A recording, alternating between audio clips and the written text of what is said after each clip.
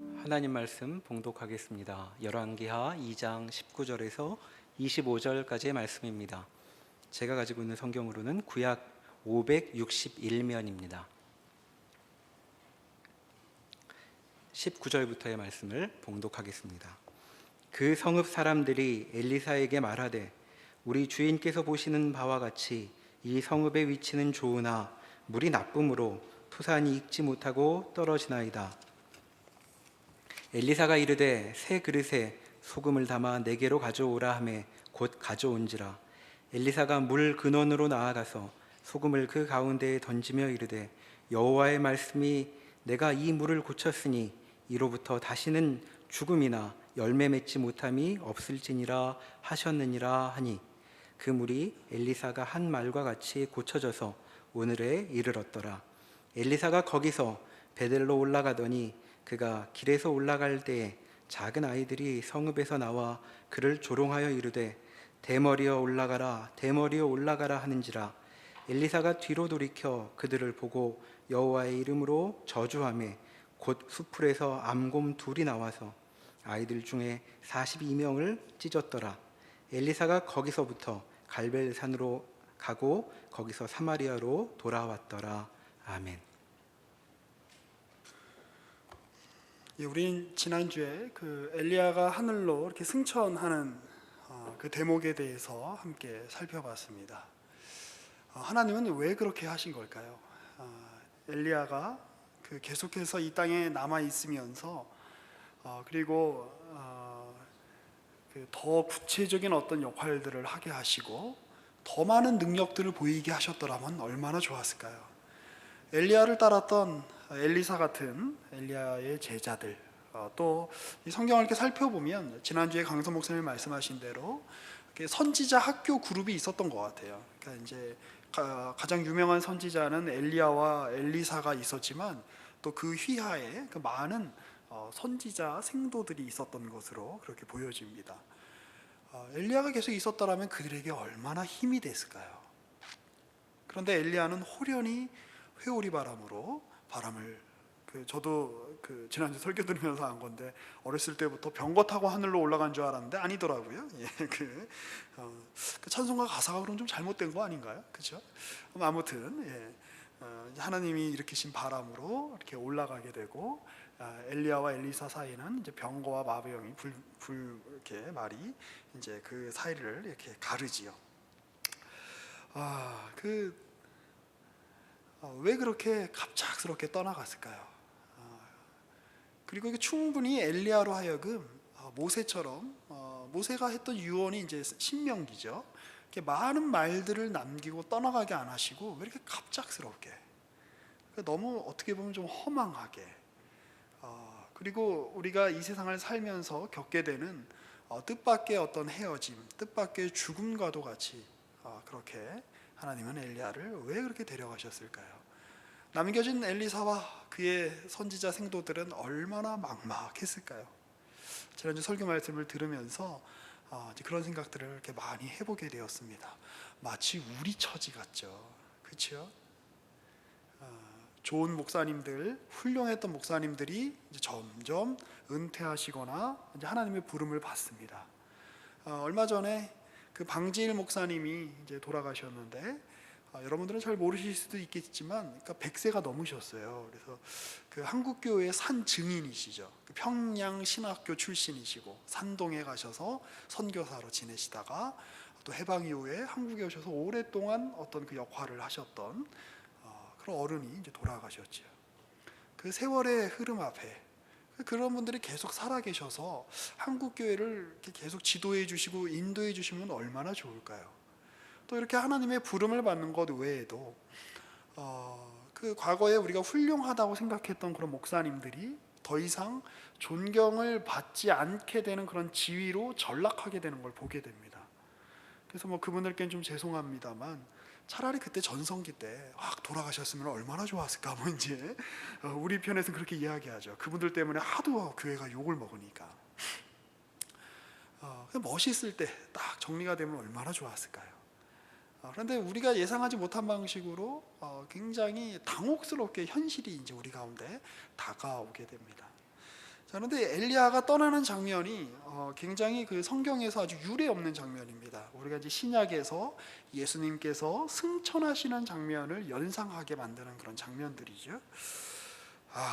그 엘리야가 그 올라가는 그 장면들을 다시 한번 좀 이렇게 살펴볼까요?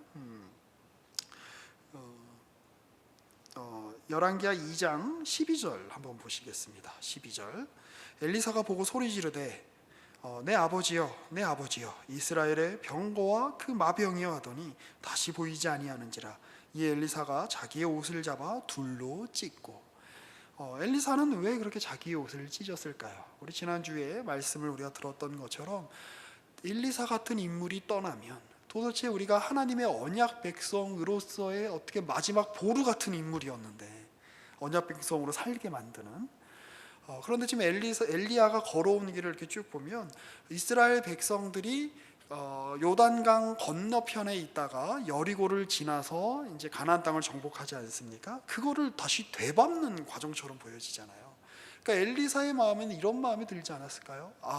하나님께서 이스라엘 백성을 선택하셔서 가나안 땅으로 들어가게 하신 것이 언약의 핵심 중에 핵심인데 지금 하나님이 엘리야를 걷어가시며 그의 언약을 파기하려 하시는 것이 아닌가라는 불안감 또한 그 안에 들었을 것입니다.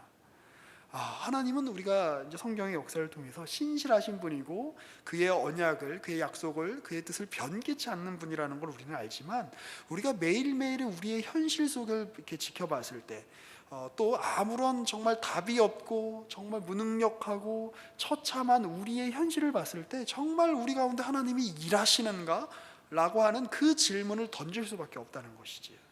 엘리야 같은 인물까지 주께서 데려가시면, 그리고 그 엘리야가 하필 승천한 곳이 요단강 건너편 이 지경이라면 하나님이 엘리야를 데려가시며 이스라엘 백성에 대한 하나님의 그 자비와 하나님의 그 신실하심까지 걷어가시려 하는 것이 아닌가라고 하는 불안이 아마 엘리사 마음 가운데 또한 있지 않았을까, 이런 생각을 해보게 됩니다. 자, 그런데 그때 엘리사가 이제 그 옷을 잡아서 그 엘리야의 옷을 이제 주워 가지고 요단 언덕에서 와서 어떻게 합니까? 이게 무슨 그냥 이렇게 딱 보면 이렇게 되게 무슨 만화 같기도 하고 막 그래요. 처음에 이렇게 봤을 때는 되게 웃긴 장면이라고 생각을 했는데 곰곰이 생각해 보면 굉장히 이스라엘의 역사가 배경이 되어 있고 언약이 배경이 되어 있는 사실은 그러한 장면이죠. 이스라엘 백성이 하나님께서 가나안 땅을 그들에게 주셨다는 것을 어떻게 그들의 현실 속으로 믿음으로 그들이 알게 되었는가. 건널 수 없는 요단강을 여호수아와 함께 여호와의 법궤를 지닌 제사장들이 요단강에 발을 내딛었을 때에 요단강이 이렇게 갈라지지요. 홍해가 갈라지듯이 그걸 통해서 이스라엘 백성들에게 하나님이 우리에게 가나안 땅을 주셨구나, 하나님이 우리에게 언약을 주신 분이구나라고 하는 확증을 가지게 되었다는 것이죠. 그런데 지금 그 엘리사의 불안, 엘리야를 데려가시면서 이제 우리를 돌보지 않으려 하시는가라고 하는 그 불안이 엘리야의 옷을 가지고 그 엘리사가 요단강을 쳤을 때에 그것이 갈라지는 것을 통해서 하나님이 여전히 일하고 계신다. 누구를 통해서요? 엘리사 너를 통해서. 그걸 보여주고 계시는 거죠. 엘리사가 그걸 치면서 그 부르짖는 그 외침이 무엇입니까? 14절에 보면 중반쯤 보세요. 엘리야의 하나님 여호와는 어디 계십니까? 엘리야를 이렇게 데려가신 하나님, 엘리야를 통해서 그 극악무도한 아합과 이세벨의 치하 속에서 이스라엘 백성들이 그나마 언약 백성으로서 살아남을 수 있도록 마지막 보루의 역할을 했던 이 엘리야마저 데려가신 하나님, 당신 도대체 어떻게 하시려고 이렇게 하시는 것입니까? 주님은 도대체 어디에 계십니까? 하나님이 도대체 어디에 계시기에 우리 교회 한국교회의 상황을 이 지경까지 몰고 가십니까? 하나님 도대체 어떻게 하시려고 하시길래 우리의 삶을 이 지경까지 몰고 가십니까? 하나님은 도대체 어디 계십니까? 하는 그 고백이죠. 그런데 그때 주님이 바로 응답을 하시는 거죠. 물이 갈라지는 걸 통해서 내가 엘리야와 함께 하듯이, 내가 여호수아 때에 이스라엘 백성과 함께 했듯이 나는 지금도 너와 함께 할 것이다. 그러면서 다시 엘리야가 왔던 그 길을 반복하여 되돌아가는 것입니다. 여리고를 가고 어딜 가죠? 베델을 가고, 여리고는 어떤 지역입니까? 이스라엘 백성들이 요단강을 건너자마자 제일 먼저 함락했던 성입니다. 근데 그 옛날에는 하나님의 놀라운 어떤 은혜지요. 그 옛날에는 여호수아의 칼과 병사들로 하나님께서 여리고성을 그것들을 함락할 수 있게 해주셨다면, 이제는 하나님께서 엘리사를 통해서 다른 방식으로 그 여리고성을 함락하십니다. 이 여리고성을 무너뜨리면서 여호수아 6장 26절에 보면 여호수아가 이런 저주를 합니다. 누구든지 여기다 성을 다시 쌓는 자는 하나님의 화가, 저주가 그 위에 임할 것이다. 그래서 열왕기상 16장에 보면 정말 하나님께 대한 반역이 극심했던 그 시절에 어떤 인물이 그 여리고성을 재건하다가 그의 가족들이 화를 당하게 되죠. 자, 그런데 한번 15절 말씀부터 한번 볼까요? 맞은편 여리고에 있는 선지자의 제자들이 그를 보며 말하기를 엘리야의 성령이 하시는 역사가 엘리사 위에 머물렀다 하고 가서 그에게 나아가 땅에 엎드려 그에게 경배하고 그에게 이르되 당신의 종들에게 용감한 사람 50명이 있으니 청하건대 그들이 가서 당신의 주인을 찾게 하소서. 염려하건대 여호와의 성령이 그를 들고 가다가 어느 산에나 어느 골짜기에 던지셨을까 하나이다 하니라. 엘리사가 이르되 보내지 말라 하나 무리가 그로 부끄러워하도록 강청함에 보내라 한지라. 그들이 50명을 보냈더니 사흘 동안을 찾되 발견하지 못하고 엘리사가 여리고에 머무는 중에 우리가 그에게 돌아오니 엘리사가 그들에게 이르되 내가 가지 말라고 너에게 이르지 아니하였느냐 하였더라. 도대체 이 에피소드가 여기 왜 들어와 있는 걸까요? 여리고성을 무너뜨린 게 여호수아의 강력한 군사력으로 무너진 게 아니라는 거 우리 모두는 잘 알고 있죠. 그 당시 이스라엘의 군사력으로는 여리고성을 절대 무너뜨릴 수 없었습니다. 그런데 하나님의 명령에 순종하여 여리고성을 돌고 나자 하나님께서 그 여리고성이 무너지게 하시고 그 여리고성을 함락할 수 있게 하셨지요. 그런데 우리 인간은 자꾸 어떤 사람에게 영웅적인 어떤 것들을 자꾸 이렇게 덧붙이고 싶어 합니다. 여호수아가 얼마나 싸움을 잘했는지 몰라, 용맹한 군사야부터 시작해서 엘리야가 얼마나 뛰어난 인물인가, 엘리사가 요단강을 이렇게 치니까 물이 갈라지면서 이렇게 오는 것을 보자 엘리사가 얼마나 훌륭한 인물인가 하며 그에게 경배를 하지요. 자, 엘리야의 시신을 찾으려고 했던 목적이 무엇이었을까요? 어떤 주석가들은 이 당시 사람들이 이제 영육이혼론에 빠져 있었기 때문에 하나님께서 영만 데려가시고 엘리야의 영만 데려가시고 육신은 버리셨을 거야 라고 하는 식으로 해석하는 사람들도 있습니다. 그런데 이제 그리스적인 상황이라면 그런 해석이 좀 맞을 수도 있을 것 같은데 이스라엘 사람들이었기 때문에 과연 그들이 그렇게 생각했는가는 저는 좀 약간 의문이 좀 갑니다. 아마 이런 마음이 아니었을까 싶습니다.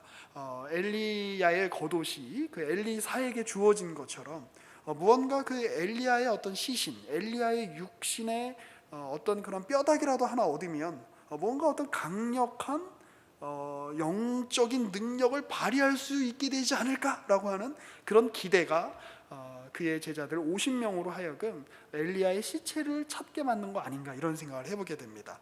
초대교회와 중세 가톨릭 교회에 만행했던 성물 숭배, 그러니까 성자들의 유골이나 있지도 않은 예수님의 어떤 그 성배를 찾아서 막 떠나는 어떤 이러한 그런 그 광풍이 불었던 그런 시기들을 생각을 해보면 아마 이 사람들도 엘리야의 어떤 시신을 자기들이 거두어서 무언가 뭐 이렇게 무덤이라도 이렇게 멋있게 꾸미고, 아니면 무언가 엘리야의 뭐 유골이라도 이렇게 하나 얻으면, 엘리야의 이게 뭔지 알아? 그 유명한 엘리야 선지자가 그 갈멜산에서 불을 내리게 했던 그 엘리야 선지자의 손가락, 검지 손가락 3번째 마디야 뭐 이러면서 자랑을 할 수 있었겠죠. 뭐 이런 거랑 똑같은 거죠. 이제 박 목사님이 이제 은퇴하시고 이제 언젠가는 돌아가시겠죠. 그렇게 되면 이제 이렇게 이제 집사님 중에 한 분이 그 당구대를 딱 이렇게 들고 오면서 이게 무슨 당구대인지 알아? 박 목사님 생전에 치셨던 그 당구대야 뭐 이러면서 그 박 목사님의 영성이 나에게도 임할지어다 그러면서 이제 당구대에 나갈 때마다 그걸 치는 거죠. 아니면 이제 저희 부목사님 중에 박 목사님이 쓰셨던 성경책을 몰래 훔쳐가지고 설교할 때마다 들고 올라오면서 박 목사님에게 임하셨던 그 말씀의 영이 나에게도 임하십시오 막 이러면서 그렇게 사용할 수 있겠지요. 아마 좀 그런 심정이 있었던 거 아닌가 싶은 생각을 저는 좀 해보게 됩니다. 자, 그런데 엘리사가 찾지 말라 그러죠. 하나님 그렇게 데려가시지 않았냐. 우리는 여기서 아주 중요한 두 가지를 생각을 해볼 수 있습니다. 우리의 삶의 현실이라고 하는 것이 사실은 저 너머로부터 시작된다는 거예요. 엘리야가 돌아간 곳. 그리고 두 번째로는 우리의 삶이라고 하는 것은 이 땅의 현실, 지지고 볶고 때로는 사소하고 때로는 우울하고 때로는 희노애락이 넘쳐나는 이 땅의 현실 속에 살지만 우리의 삶의 아주 중요한 현실은 바로 저 너머와 연결되어 있다는 것입니다. 저 초월의 세계와 연결되어 있다는 것입니다. 저는 어떤 초월주의를 이야기하고자 하는 것이 아니라 하나님이 우리를 그 자리를 이렇게 보내주셨다는 거죠. 그게 바로 인생과 인간의 위대함입니다. 우리는 어떤 우연히 살다가 우연히 죽게 되는 존재가 아니라 무심한 이 자연의 어떤 거대한 순환 속에서 하나의 부품처럼 하나의 어떠한 그런 소비재로 아니면 어떤 하나의 어떤 그냥 에너지 덩어리로만 살다가 소멸되는 존재가 아니라 저 너머의 세계와 결합되어 있는 존재다. 그게 잘 들어있는 게 바로 성찬이죠. 우리가 성찬을 행할 때에 우리의 육체는 여기서 떡과 포도주를 먹지만 우리의 영혼은 주님 보좌 우편에서 하나님 보좌 우편에 계신 주님과 함께 먹고 마신다고 우리는 생각합니다.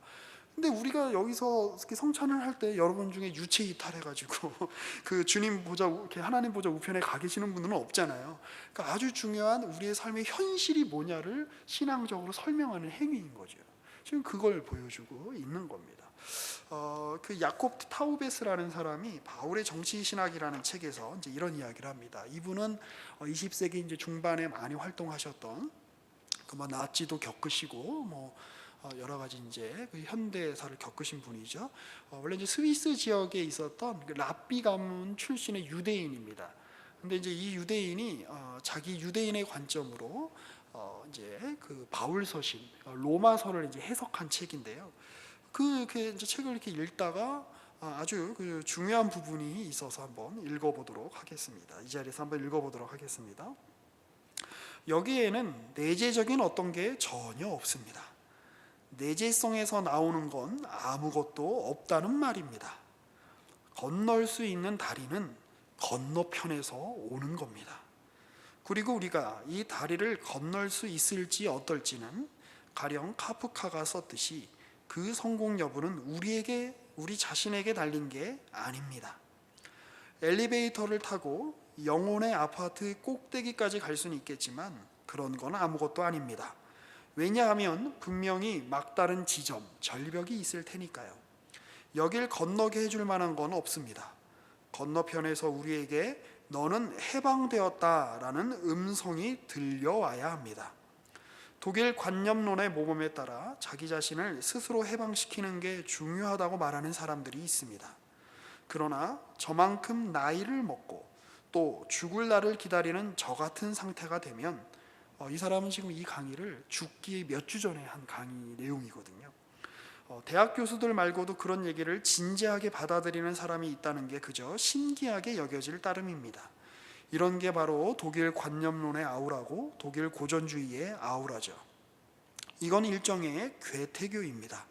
끊임없이 노력하는 자는 어쩌고 저쩌고 하는 거 있지 않습니까?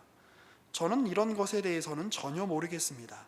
이런 유의 책을 읽다 보면 이성을 잃게 마련입니다. 그런 이야기를 진지하게 받아들이다 보면 말이죠. 우리는 어쩌면 내일까지는 노력할 수 있을 겁니다. 그런데 내일 갑자기 다리가 무너지면 그때는 어떡할까요? 이런 것이 바로 진짜 냉철한 생각인 것이죠. 저는 이런 생각을 넘어설 수 있다고 보지 않습니다. 독일 관념론의 할아버지가 오든 어떤 사람들이 말하는 내면의 깊이로 향하는 여정이든 뭐가 됐든 말입니다. 당신이 바라는 대로 이루어질 것이다. 이딴 게 그들의 결론이니까 말이죠. 하나님이 만일 그런 하나님이라면 그렇다면 하나님은 우리의 영혼을 살짝이나마 건드릴 수조차 없을 겁니다. 그러나 건너편에서 무슨 일인가가 먼저 일어나야만 그런 다음 우리가 그걸 볼 수 있습니다. 별빛이 우리 눈을 찌른 뒤에야 말입니다. 그렇지 않으면 우리는 아무것도 볼 수 없습니다. 별빛이 지구의 밖에 있는 별빛이 우리를 찔러야 별을 볼 수 있습니다. 우리가 할 수 있는 노력이라는 거는 기껏해야 엘리베이터를 타고 영혼의 아파트 옥상 꼭대기까지 올라가는 것에 불과합니다. 그 아파트 옥상 꼭대기와 이 지상과는 굉장히 차이가 있는 것 같이 보이지만 아파트 꼭대기 그 위에서, 옥상 위에서 어떻게 별까지 다가갈 수 있겠습니까? 칸트 같은 사람들은 어떤 그 법칙이 자기의 안에서 별같이 빛나고 있다라고 이야기를 했지요. 이런 게 옳은 거야, 저런 게 틀린 거야 라고 하는. 그러나 그렇게 별같이 빛나는 그의 도덕률도 외부에서부터 별빛으로, 외부에 있는 별이 그의 영혼 속에 빛을 비춰주지 않으면 그에게 그런 별빛이 절대 비출 수 없는 것이지요. 무슨 말인지 아시겠습니까? 외부에부터, 이 영혼의 다리는 외부에서부터 건너와야만 하는 것입니다.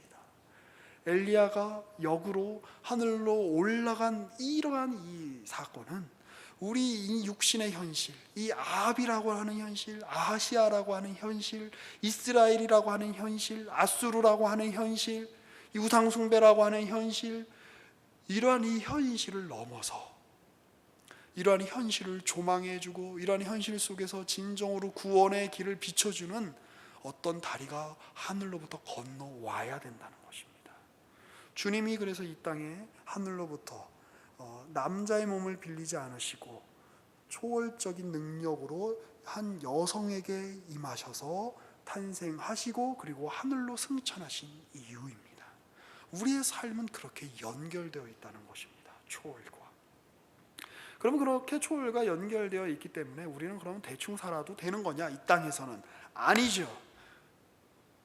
어떻게 보면 이 열왕기서에 나오는 그리고 구약의 예언서들, 그러니까 이제 이 선지자들을 이렇게 살펴보면 그들이야말로 어떤 세계를 구축했던 사람이었던 것 같습니다. 사람들이었던 것 같습니다. 우리는 이제 이 눈에 보이는 이 자연 세계 말고도 인간에게는 독특한 능력이 있죠. 자기 나름의 세계를 구축하는 능력이 있습니다. 어린아이들도 어린아이들끼리 모여서 자기 세계를 이렇게 구축하잖아요. 우리 아이를 이렇게 보면 아직 제가 속한 세계로 넘어오지 못한 것 같아요. 이 뽀로로의 세계와 현실 세계가 아주 지금 묘하게 섞여 있습니다. 그래서 뽀로로가 지금 실제하고 현존한다고 생각을 하거든요. 그래서 이제 집에 가면 저희 아이한테는 1순위가 엄마고 2순위가 뽀로로입니다. 아빠는 한 7순위쯤 되는 것 같아요. 뽀로로가 아빠보다 훨씬 중요한 것이죠. 그렇게 사람은 그렇게 자기 세계를 구축하는 능력이 있죠. 인간의 독특한 능력입니다. 이 눈에 보이는 자연 세계 말고요. 중학교 애들 보십시오. 자기 나름대로 이렇게 세계를 형성하잖아요. 그래서 뭐 5공주파니, 7공주파니. 우리 자매님들 옛날에 다 그렇게 한번 하셨잖아요. 그렇죠? 우리 다 우리 파야. 쟤는 우리 파가 아니야. 막 이러면서 쫓아내고. 그런 것처럼 경제학자들은 철저하게 경제학적인 관념으로 이 세계를 구축해내는 것 같습니다. 자연과학자들은 철저하게 자연과학적인 어떤 그런 메커니즘으로 이 세계의 모든 걸 다 설명하려고 하시는 것 같아 보여요. 정치학자들은 모든 걸 다 정치 문제로 환원하시겠죠. 그런데 성경을 보면 이 선지자들이 구축했던 세계는 그러한 이 세상이 구축했던 세계 이상의 세계라는 걸 알 수가 있습니다. 이 세계로 담아지지 않는 어떤 세계를 보는 사람들이 선지자들이고 바로 그런 사람들이 선지자들을 쫓았던 사람들입니다. 그래서 그들은 진정으로 말할 수 있는 거죠. 이 세계에 대해서 아니라고 말할 수 있는 거죠. 이 세계가 긍정하는 거에서 부정할 수 있는 존재들이고 이 세계가 부정하는 거에 대해서 긍정할 수 있는 존재들입니다.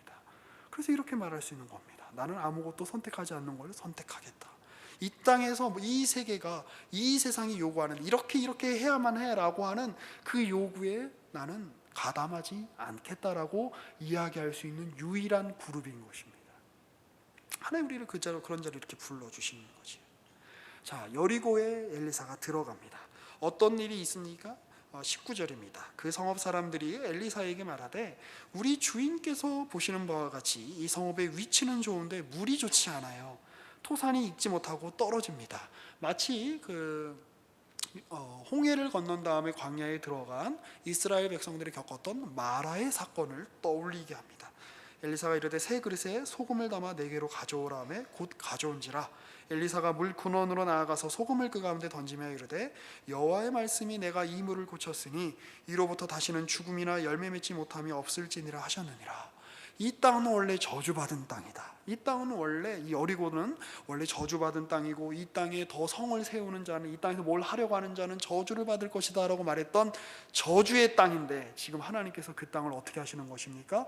엘리사를 통해서 회복시키시는 것입니다. 여기서의 초점은 소금이 가지고 있는 신비한 능력이 있지 않습니다. 어떤 소금이 가지고 있는 주술적인 능력이 있지 않습니다. 보통 이제 소금은 그 동서고금을 막론하고 약간 이렇게 부정탄다 그러면 이렇게 소금 막 뿌리고 이러잖아요. 그런 거 아닙니다. 하나님이 이 세계를 새롭게 변모시키고 바꾸어 내시는 한 수단에 불과한 겁니다. 하나님이 그렇게 일하고 계신다. 나는 여전히 이 땅의 생명의 주권자다. 생명은, 회복은 나에게 있다. 자, 두 번째 사건입니다. 이 베델에 이제 엘리사가 올라가지요. 그런데 거기가 길에서 올라갈 때에 23절입니다. 작은 아이들이 성읍에서 나왔다고 하는데 원어를 보면 아주 작은 애들은 아니었던 것 같아요. 적어도 10대 이상인, 그러니까 건장한 아이들이 와서 성읍에서 나와서, 어떤 주석가들은 여기에 주목하더라고요. 성읍에서 나왔다. 그러니까 우연히 본 게 아니라 의도적으로 지금 엘리사를 비방하려고 나온 무리들이라는 것이죠.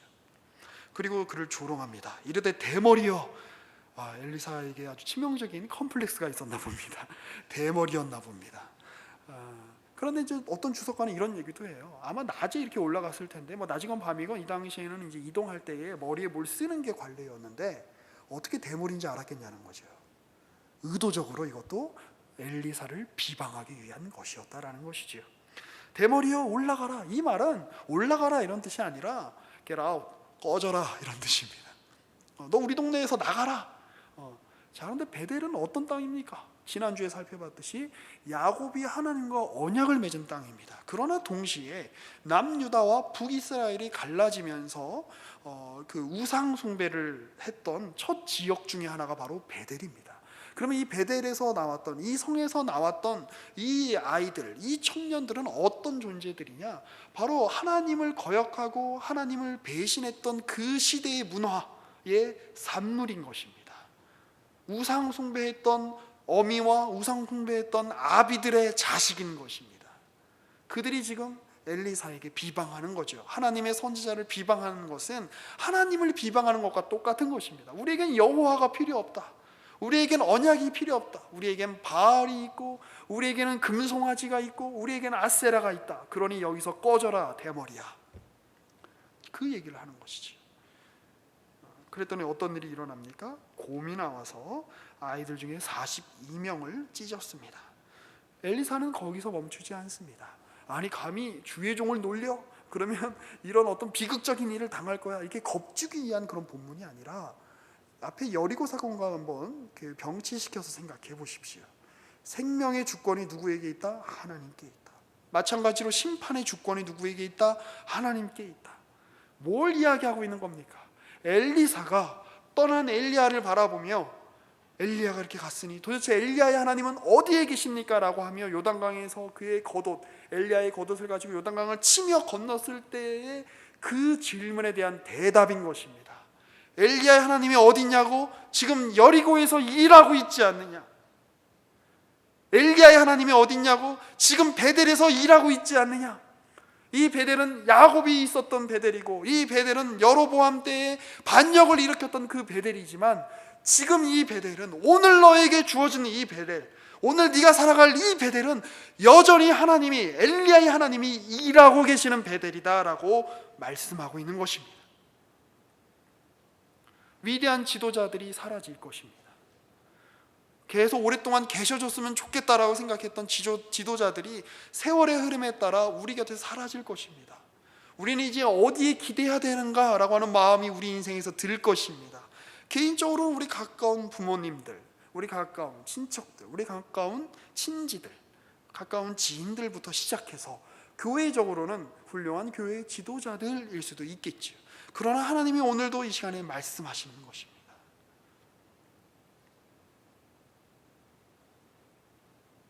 우리가 살고 있는 이 서울, 여기에서 그 옛날에 부흥을 일으키셨던 그 하나님, 그 옛날에 그 훌륭한 목사님들을 통해서 교회를 일으키셨던 그 하나님, 지금도 너희의 하나님이다. 그러니 너는 너희의 자리에서 너의 역할을 잘 감당해라 라고 하는 것이지요. 저는 그래서 신앙은 음악으로 비유를 한다면, 저는 음악에 대해서는 잘 모르지만 작곡자나 창작자가 아니라 연주가라는 생각을 해보게 됩니다. 신자의 삶이라는 것은. 우리는 그 바흐 시절에 바흐가 자신의 곡을 어떻게 연주했을지, 그 당시의 연주가들이 어떻게 연주했을지 우리는 잘 알지 못합니다. 그 당시에 무슨 녹음기가 있었던 것도 아니고 무슨 비디오로 찍을 수 있었던 것도 아니지요. 그러나 그러한 그 연주를 했던 사람들이 다음 세대에게 어떻게 연주하는지 그걸 넘겨주었지요. 그리고 그 사람도 그 다음 세대에게 넘겨주었지요. 그리고 어떠한 경지에 도달해야만 이걸 다 너희가 마스터했다라고 이야기해 주지. 신앙의 배경, 우리가 신앙생활을 하며 살아가는 이 배경은 날마다 바뀔 겁니다. 1000년 전이 다 같지 않고 100년 전이 같지 않고 심지어 10년 전도 같지 않습니다. 근데 우리는 자꾸 어떤 그 외적인 모습에 우리가 초점을 맞추어서 지금 우리가 여기서 해야 될 것을 자꾸 놓칠 때가 많습니다. 딴 거 신경 쓰지 말고, 박 목사님이 이렇게 이야기할 때 그딴 소리 하지 말고, 로이드 존스가 이렇게 이야기했대, 바르트가 이렇게 이야기했대, 그딴 소리 하지 말고, 지금 오늘 여러분의 자리에서 여러분이 할 수 있는 신앙의 연주를 해야 된다는 것입니다. 여러분의 베델에서, 여러분의 여리고에서 여러분들이 여러분들의 노래를 부르십시오. 여러분들에게 주어진 여러분들의 곡을 연주하십시오. 자, 그 길을 위해서 지금 엘리사는 이제 엘리야가 활동했던 갈멜산을 지나서 사마리아로 걸어가고 있습니다. 우리는 계속해서 성경을 통해 또 엘리야 못지않게, 아니 엘리야보다도 더 위대하게 하나님의 종의 역할을 감당했던 엘리사의 사건들을 보면서 오늘 우리가 이 땅에서 어떻게 살아야 되는가, 어떻게 신앙을 연주해야 되는가 다시 한번 우리가 생각하고 고민해보는 이 가을 또 올 한 해가 되기를 주의 이름으로 축복합니다. 기도하겠습니다. 살아계신 하나님, 주님께서는 엘리야의 하나님이실 뿐만 아니라 엘리사의 하나님이기도 하셨습니다. 주님께서는 아브라함과 이삭과 야곱의 하나님이실 뿐만 아니라 모세의 하나님이시고 바울의 하나님이시고 베드로의 하나님이시고 오늘 우리 모두의 하나님이십니다. 주님, 그러하오니 그 하나님이 우리의 주인으로 여전히 우리의 삶을 다스리시고 통치하고 계시오니 주께서 오늘 허락하신 우리의 삶, 오늘 우리의 베델의 자리에서, 오늘 우리의 여리고의 자리에서 하나님의 그 생명의 주권과 하나님의 그 심판의 주권을 드러내며 살아가는 우리 모두가 될 수 있도록 주님 복 베풀어 주시옵소서. 예수님의 이름으로 기도합니다. 아멘.